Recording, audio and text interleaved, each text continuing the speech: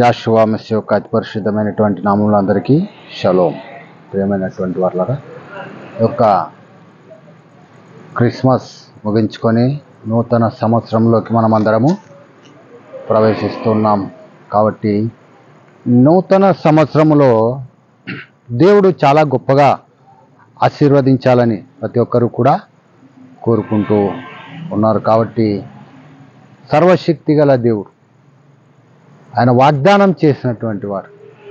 కాబట్టి ఆ యొక్క ఆశీర్వాదం కొరకు మనం నూతన సంవత్సరంలోకి ప్రవేశిస్తూ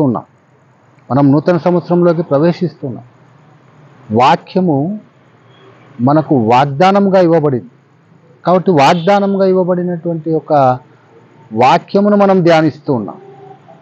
కాబట్టి ప్రియమైనటువంటి వారులారా, పరిశుద్ధ గ్రంథమును మనం చూసినట్లయితే హబక్కూకు రాసినటువంటి గ్రంథం 3వ అధ్యాయం 2వ వచనంలో, యెహోవా సంవత్సరములు జరుగుచుండగా నీ కార్యము నూతనపరచుము.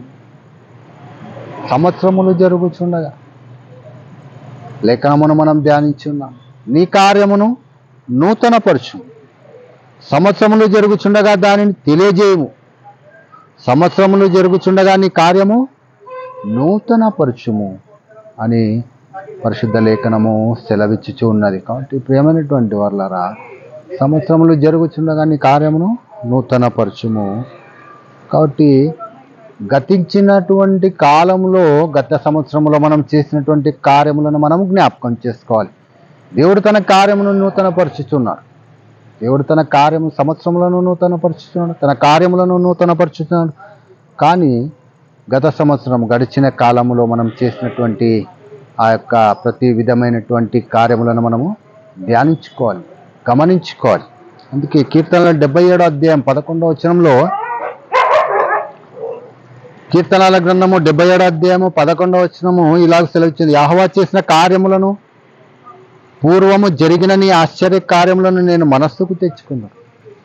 కాబట్టి తండ్రి చేసినటువంటి గొప్ప మేలు, తండ్రి యెహోవా చేసినటువంటి కార్యం మన జీవితంలో విశ్వాసం, గత సంవత్సరం అంతా కూడా ఇన్ని సంవత్సరాలు మనల్ని విశ్వాసంలో నడిపిస్తూ యెహోవా చేసిన కార్యములను, ఆయన చేసినటువంటి గొప్ప మేలులను, స్వస్థతలను, ఆశీర్వాదములు, పూర్వము జరిగిన నీ ఆశ్చర్య కార్యములు, దేవుడు చేసినటువంటి గొప్ప కార్యములను నేను మనస్సునకు తెచ్చుకున్నాను. దావీదు రాస్తూ ఉన్నాడు 77వ కీర్తన 11వ వచనంలో, తండ్రి యెహోవా చేసిన కార్యములను, పూర్వము జరిగిన నీ ఆశ్చర్య కార్యములను నేను మనస్సుకు తెచ్చుకున్నాను. కాబట్టి ఆ లేఖనమును అనుసరించి గత సంవత్సరంలో దేవుడు చేసినటువంటి గొప్ప కార్యములను, గత దినములన్నిటికి కూడా మన పట్ల దేవుడు చేసినటువంటి గొప్ప కార్యములను మనము జ్ఞాపకం చేసుకోవాలి, మనస్సునకు తెచ్చుకోవాలి. తండ్రికి కృతజ్ఞతాస్తుతులు చెల్లిస్తూ ఆ యొక్క నూతన సంవత్సరంలోకి మనం ప్రవేశించాలి. గత దినములలో దేవుడు చేసినటువంటి మేలు. కాబట్టి ఇశ్రాయేలీయులు ధ్యానిస్తారు, తండ్రి ఐగుప్తు దేశంలో నుండి మమ్మల్ని విడిపించి ఉన్నారు, 40 సంవత్సరములు మీరు గొప్ప మేలులతో, మీ బాహుబలము చేత, మీ బలమైన హస్తం చేత మమ్మల్ని విడిపించారు, నడిపించారు. ఆ యొక్క అరణ్యంలో మీరు గొప్ప మేలులు చేస్తారు. మీరు చేసినటువంటి ఒక గొప్ప కార్యంలో మేము ఎప్పుడు కూడా మరవమని అనుదినము వారు ధ్యానించుకుంటారు. అందుకే 136 కీర్తనలో కూడా ఆ యొక్క కీర్తన వ్రాయబడింది. కాబట్టి ప్రియమైనటువంటి వారులారా, దేవుడు చేసిన కార్యములను, పూర్వము జరిగిన ఆశ్చర్య కార్యములను మనస్సుకు తెచ్చుకుందని దావీదు రాస్తున్నాడు. మనం కూడా పూర్వం జరిగినటువంటి కార్యములను మనము మనస్సునకు తెచ్చుకోవాలి, ధ్యానించాలి. నీ కార్యమంతయు నేను ధ్యానించుకుందును దావీదు రాస్తున్నాడు. తండ్రి నువ్వు చేసినటువంటి గొప్ప మేలు, నీ కార్యమంతయు, నీ కార్యమంతయు నేను ధ్యానించుకుందును, నీ క్రియలను నేను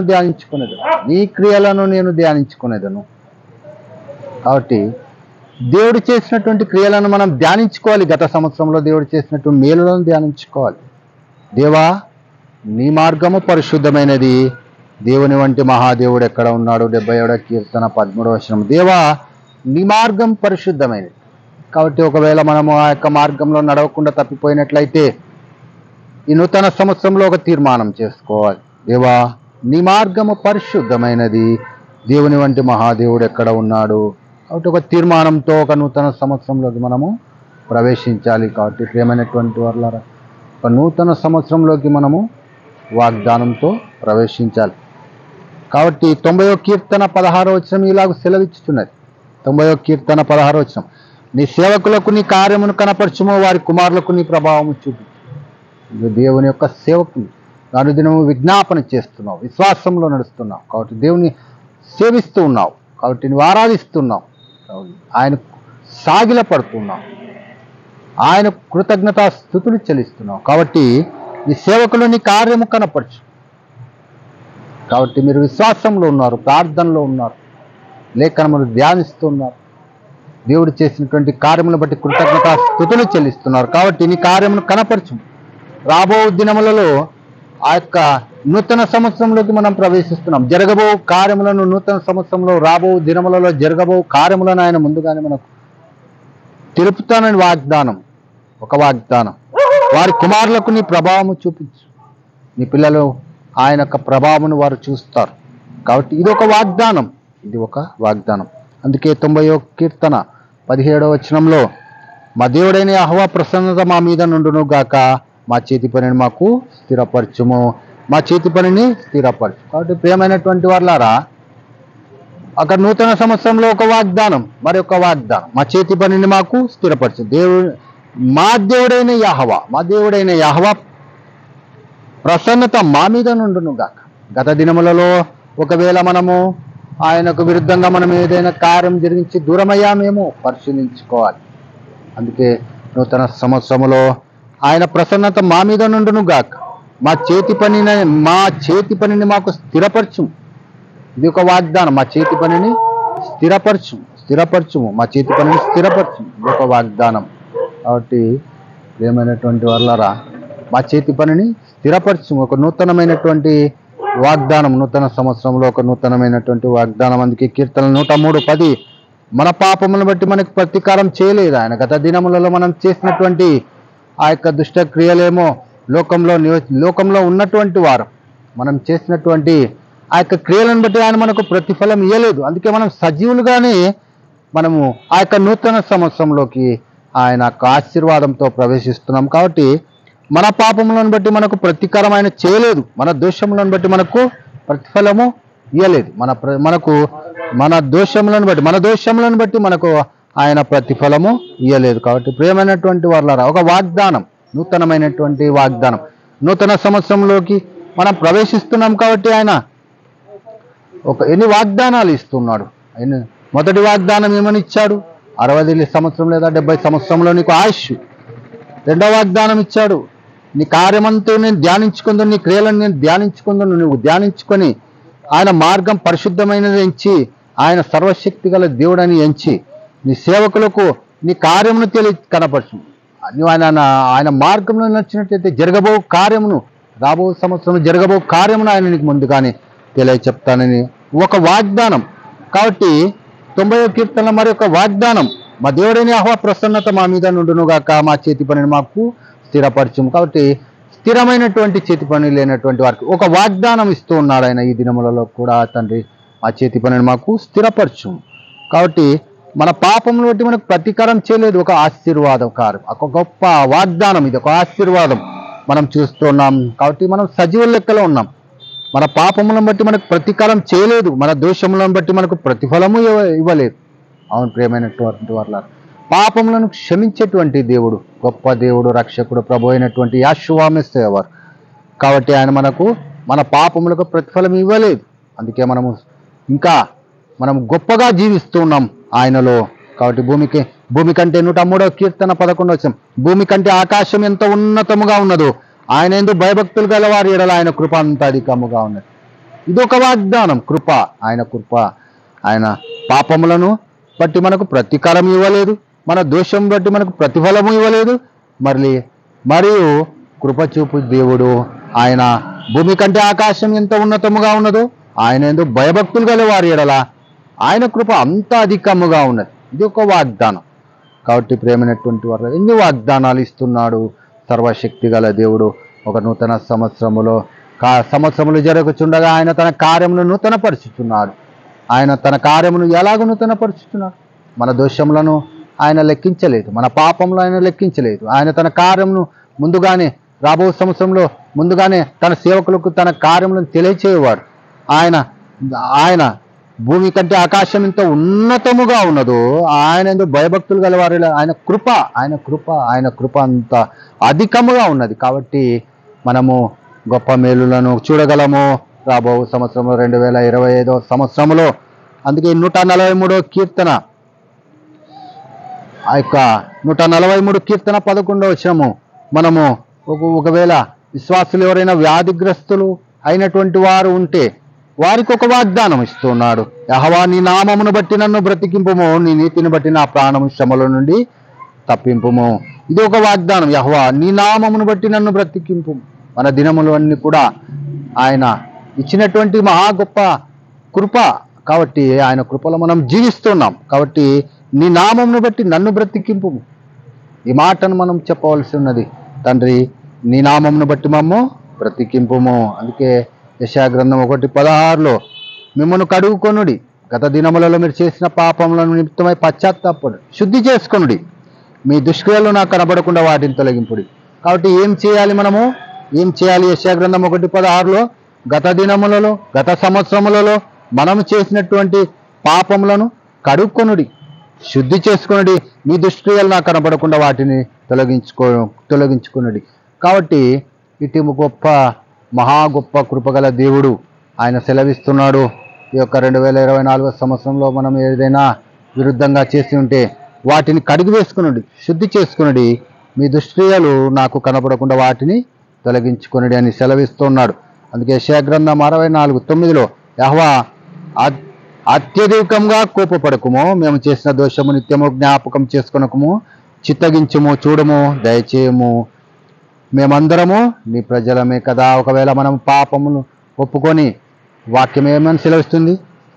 యెహోవా అత్యధికంగా కోపపడకు, మేము చేసిన దోషములను నిత్యము జ్ఞాపకం ఉంచుకొనకు, చూడము దేవా, దయచేయము, మీ దయను చూపించము, మేము నీ ప్రజలమే తండ్రి. ఈ సంవత్సరంలో కూడా తండ్రి మేము నీ ప్రజలమే, ఎప్పటికీ నీ ప్రజలమే తండ్రి.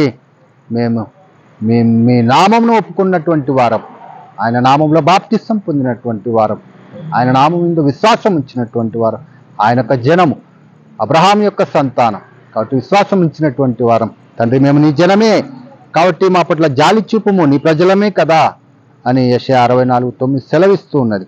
కాబట్టి అందుకే ప్రియమైనటువంటి వర్లరా, విలాపవాక్యంలో 5వ అధ్యాయం 1వ వచనంలో యెహోవా మాకు కలిగిన శ్రమను జ్ఞాపకం చేసుకుని దృష్టించి మా మీదకి వచ్చిన నిందటిదో చూడము, యెహోవా నీవు మమ్మను నీ తట్టు త్రిప్పిన ఎడల మేము తిరగదము.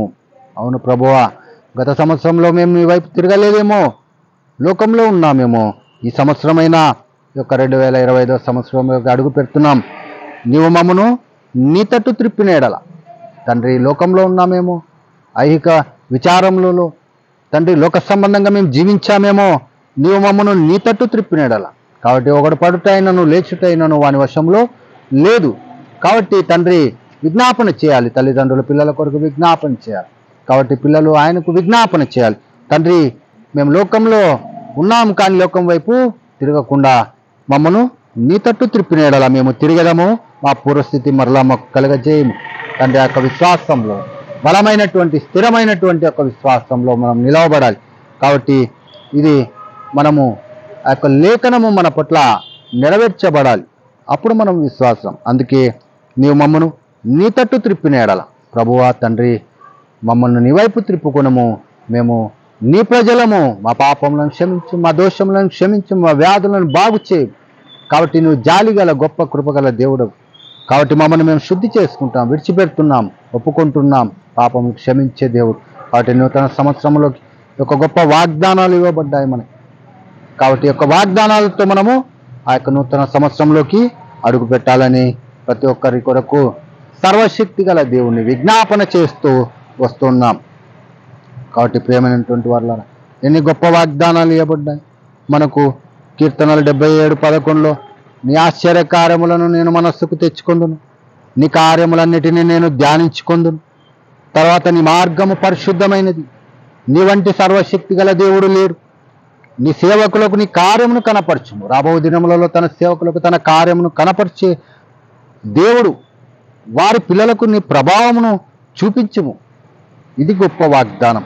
కాబట్టి మా చేతి పనిని మాకు స్థిరపరచుము. 90వ కీర్తన 17వ వచనంలో. కాబట్టి నిరుద్యోగులైనటువంటి వారికి విజ్ఞాపన చేస్తే ఆయన తన చేతి పనిని మరలా స్థిరపరిచే దేవుడు.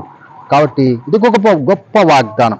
మా పాపం బట్టి మా ప్రతీకారం చేయలేదు. అవును తండ్రి, ఇది గొప్ప వాగ్దానం. పాపం బట్టి ప్రతీకారం చేయలేదు. 103వ కీర్తన 10వ వచనం. దోషములు బట్టి ప్రతిఫలం ఇవ్వలేదు. కాబట్టి ఆశీర్వాదములను మనం చూస్తున్నాం.